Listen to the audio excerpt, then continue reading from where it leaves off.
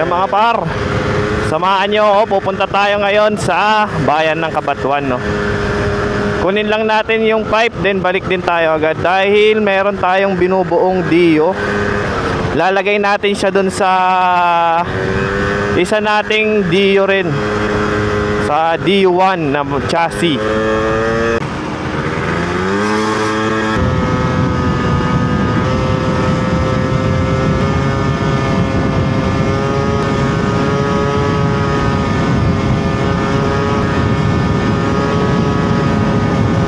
Yan mga par, dito na tayo sa bahay ng Cabanatuan. So yung pupuntahan nating tropa ay dun pa sa may sentro nila. So yan pa lang yung bungad sa may arko. So chinat na natin siya kanina. Ewan ko kung nabasa niya na, pero diretso na lang tayo dun sa place nila dahil alam ko naman kung saan siya nakatira. Sa may sentro lang naman. Nakilala nga pala natin yun si tropa dahil nagpagawa rin siya dun sa builder natin nun ng Dio na 90cc. Kita ko kasi yung post niya dun sa GC namin ng 2-stroke ng scooter. May binibenta siyang pipe doon na V8.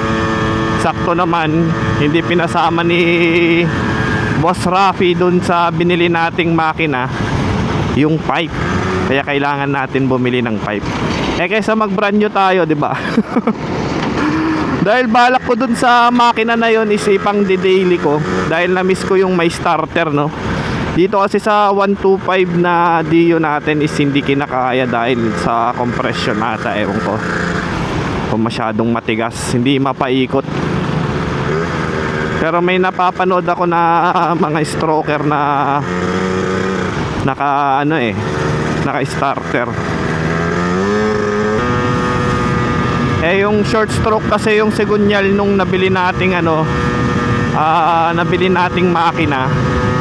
So ang kakalabasan siguro nasa 86cc pag nabuo natin.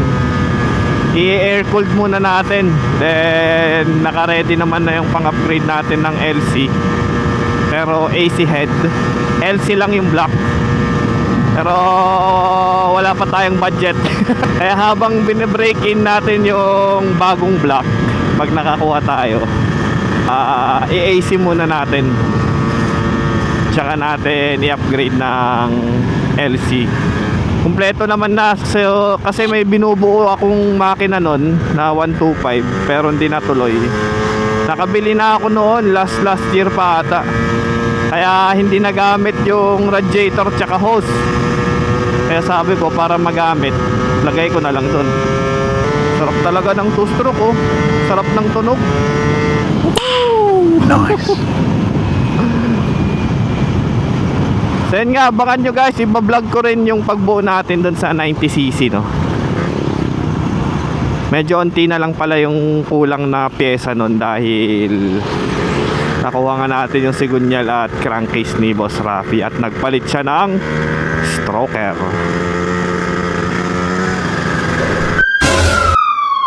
Ako, nakita mo yun, HPG. Delikado tayo dun par. Buti naka helmet. Kompleto naman tayo, kaso naka short tayo par. Baka habulin tayo nun ah.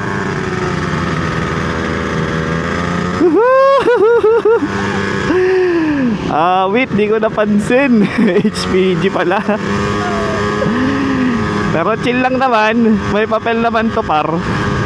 Then naka helmet naman tayo. Ang kaso naka short tayo par. Ayan oh, naka short. Yari tayo. Buti hindi tayo na para ni Uncle.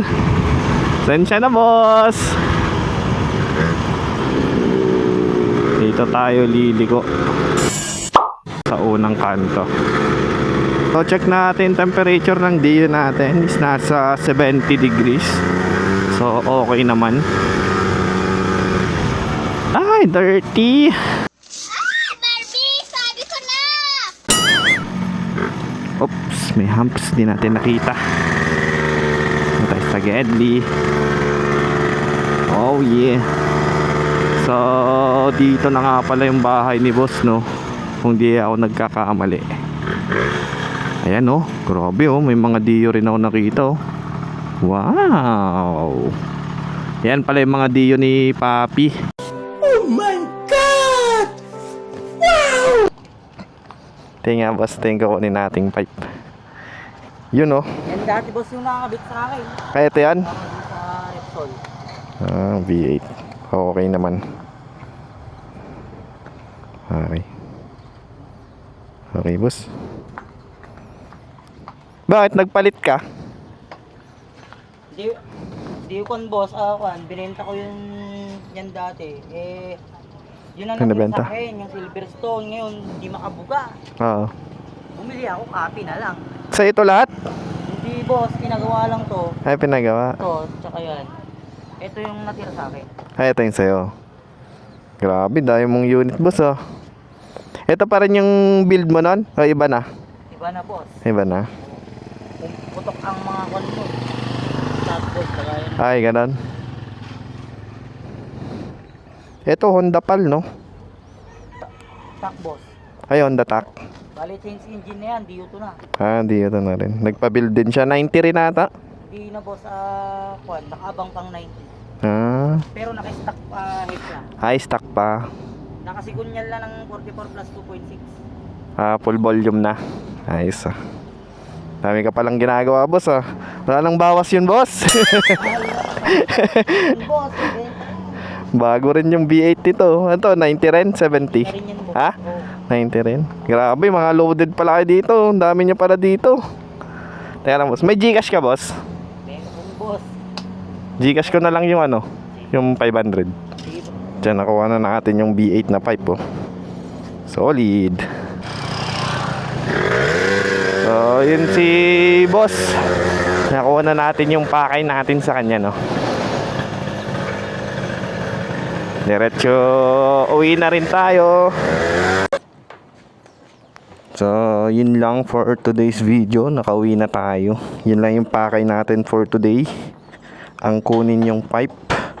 So, yan. See you next vlog guys. Bye-bye.